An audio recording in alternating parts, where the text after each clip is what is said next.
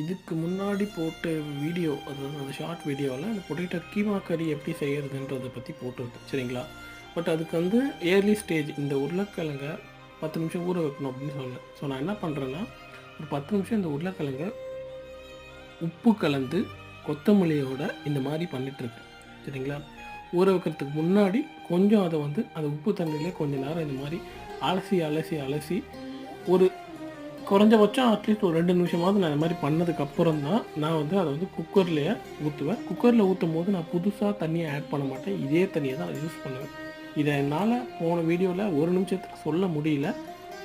But இப்படி பண்ணிங்கன்னா அந்த டேஸ்ட்டு நல்லா வரும். ஸோ அதுக்காக தான் இதை தனியாக எடுத்து வச்சுட்டு இதை வந்து ஒரு வீடியோவாக உங்களுக்கு நான் சொல்கிறேன். ஸோ நீங்கள் வந்து அதை வேக வைக்கிறதுக்கு முன்னாடி இந்த மாதிரி நீங்கள் உப்பு தண்ணியில் போட்டுட்டு கொத்தமல்லியோட நீங்கள் கொஞ்சம் அலசிட்டு அதுக்கப்புறம் இதே தண்ணியை யூஸ் பண்ணிங்கன்னா அந்த ஃப்ளேவர் உங்களுக்கு சூப்பராக வரும்.